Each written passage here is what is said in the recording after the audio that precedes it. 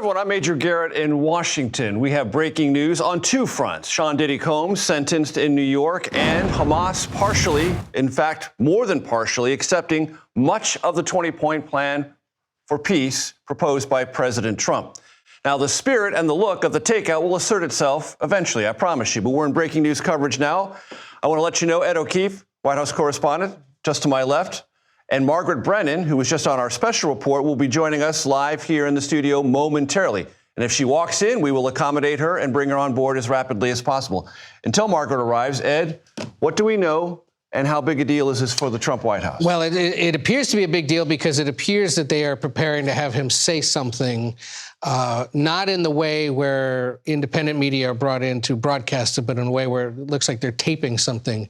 Inside the White House. Inside the White House that will be released later over his social media platforms and then available to the world, which is watching this closely. And we have been told the White House views what Hamas has said as mostly a yes. Yes, at this point. And a good sign of that is that the president himself on his own social media account posted Hamas's statement alone, which is to say, look what they did. So they are saying now they want to negotiate. They want to, in essence, take up what the president has offered. And they were given extra time. Because remember, on Monday, when the Israeli prime minister and the president met, they said, you got 2 to 3 days. Well, here we are, day 5, essentially. And he was giving them until Sunday night. And we have this answer. And the answer is, in essence, yes, let's begin talking. And the two big yeses, and I think these are very important to underscore and remind the audience about, return of all hostages, living and dead. The number is 48. Margaret said just a moment ago, 20 are still believed to be living. The remains of 28, these would be given back to Israel, a huge priority for the Israeli Prime Minister Benjamin Netanyahu, and that Hamas would essentially take itself out of any of the governance of the Gaza Strip. Whether it departs and disarms, still to be determined, but taking itself out of that governing political equation, also a very large concession. And in this 20-point comprehensive plan to end the Gaza conflict that the president released earlier this week, in essence, that's what Hamas has to do. They have to be willing to put down their arms, not be involved in the governance of the region once it's starting to be rebuilt. And in many cases, it's essentially saying to Hamas leaders, if you decide that you... And Ed has indicated, arriving now, Margaret Brennan. Hi there. Someone who understands the details a little more. Here at the big table, and what we do, like I said, the spirit of the takeout is always live and interactive and flexible. Margaret, I'm so very glad you're here. Ed was just picking up on some of the key things that Hamas has agreed to, enormous concessions driven by the president in collaboration with the Israeli prime minister. But as you just mentioned in the special report, weapons, whether they leave Gaza, and if they become or remain part of the larger Palestinian conversation about a state undetermined. But the hostages returned and taking themselves out of the governing structure of Gaza, enormous concessions. Well, and one of the Hamas leaders was just on Al Jazeera television, and in that broadcast said that the weapons will go to those who run Gaza. I mean, these are tremendous statements for Hamas leaders to be saying publicly. Let's keep in mind they've been completely decimated in terms of the upper echelons of their leadership and some of their political leadership as well outside of the Gaza Strip. So for the White House to be positioning this as a major win, they are really trusting this public statement from Hamas. We know the president's taping this statement about Hamas's acceptance. They are possibly boxing in the Israeli prime minister to actually hold up his end of the bargain that he was in many ways strong-armed into earlier this week by the president, and that would mean an immediate end to the war. But we know from our folks who are inside Gaza that the assault has been pretty intense these past few days. So getting us to an immediate end to the war would truly be something. But even to get to this level of acceptance is a tremendous statement, frankly, by Hamas. And it's reflective of a couple of things, it seems to me, Margaret, but I'd love your perspective, that Hamas had lost or was in the process of losing support within the region, whatever it left of it that was there, and was so militarily and from a leadership perspective weakened, almost to the point of having no other alternative but to try to accept something that would keep some part of Hamas alive, but outside of Gaza. Well, in some ways, because in this deal, they are told they could get asylum by leaving. Now, I think they'll be tracked. Let's be real here. But yes, this is a way. I mean, that's where diplomacy comes in, trying to get both sides to say they walked away with some kind of win. Now, things that were left out of this deal that we know were in the original proposal were the wins for the Israeli prime minister. President Trump took out the original language from the 20-point plan that also said Israel will not annex the West Bank. That was excised. So there's some dealing here that's being done, and some of the terms of those 20 points that the White House published were very general for a reason.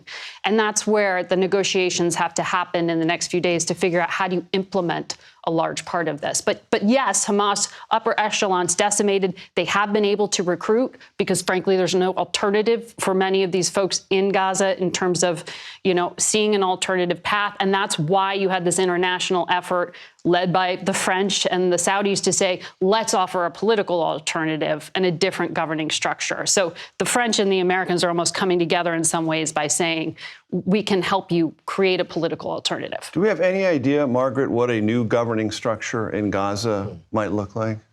Well, and if it offers any kind of representative hope for those civilians trapped between a Hamas leadership they don't necessarily support and an Israeli military that is besieging Gaza?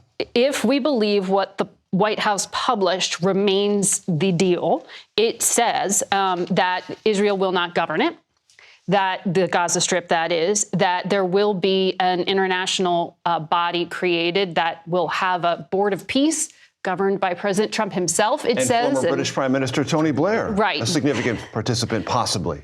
And also has some baggage in the region that follows him, to put it mildly. But the reality of this is the powers in the region, such as Qatar, for example, and Egypt, will have to play a large role here in helping to implement this. Some of the other Arab states have also said, will help continue to train, by the way, security forces, as they had been doing already for the Palestinian Authority. It's just this will be more of a process. Now, you don't necessarily know yet how this will actually work, but we do know that there are numbers stipulated in here in terms of that first test of whether the Israelis release the 1,700 Gazans, including women and children they've detained, along with 250 life sentence prisoners, or whether Hamas releases and associated terror groups the 20 living hostages. That's going to be our first test before we get to the governing structure and all of that. But if you actually get to a Palestinian state out of this, that would be tremendous. The Israeli prime minister has made very clear he has zero interest in one, regardless of the statement. We think it's Witkoff who takes the lead for the Americans, right? Well, he has been the lead. I think the Secretary of State is usually involved in helping to bring alongside the Israeli partners. And we also have an interesting entrant here, Jared Kushner, who's not officially in the Trump administration. But an interlocutor. A huge part of this, in fact, the proposal for governance, a large part of that came from his plan. So he is involved very much so in this as well. Now, who shows up at the negotiating table, perhaps in Egypt as soon as next week? That's not yet clear. And Ed, for the president and for the White House, we have, as Margaret laid out, some very key things to measure and evaluate in the next 3 days. But the White House already positioning itself as this is reflective of and consistent with Trump leadership, Trump peace establishment, and a victory. Yeah, I mean, we've heard this talk over the last several months about I've settled 7 wars and in the 7, well, more than 7 months now he's been there, but the 7 conflicts over the course of his first administration. This one, he'd like this one to be the 8th. Mm-hmm. In his view, it's not quite there yet. And Russia and Ukraine obviously is the trickiest of them all, but it plays into this idea that in my return to the world stage, I have helped stabilize and end a bunch of conflicts. This would be the mother of them all, as Margaret said, with the Palestinian state idea. And Margaret, I'm told you have some new information? Yes. Our reporter inside Gaza, Marwan Al-Ghul, is reporting very heavy Israeli airstrikes are underway right now. You can read that a few different ways. How would you read it?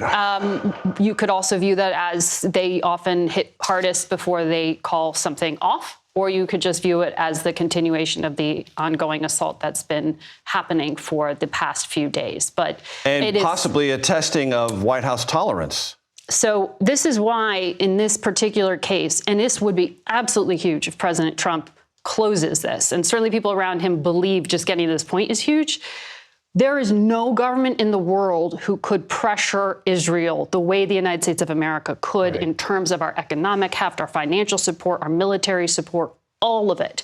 And so to close that end of the deal, and remember, even with that hostage deal that came together in that transition between Biden and Trump administrations, it was Steve Witkoff working alongside Brett McGurk from the Biden administration, and the Biden folks said, can you go close with Bibi? Can you get the Israelis to do this? Right. And so this is going to be a test. Can he get Israel on board? We know that the Qataris and the Egyptians and the Turks have been pressing Hamas to get even to this point. They're still being cautious. We're not seeing huge acceptance speeches from the Qataris yet.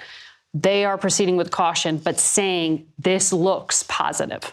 And Margaret, every Brennan. one of these points, let's just remember real quick, every one of these points, subject to negotiation, could take weeks, if not months, to resolve. And We're there's nowhere near the a end. lot of wiggle room in there. Absolutely. Margaret Brennan, outstanding stuff as always. Ed O'Keefe, outstanding stuff as always. I'm grateful to you both. Thank you very much.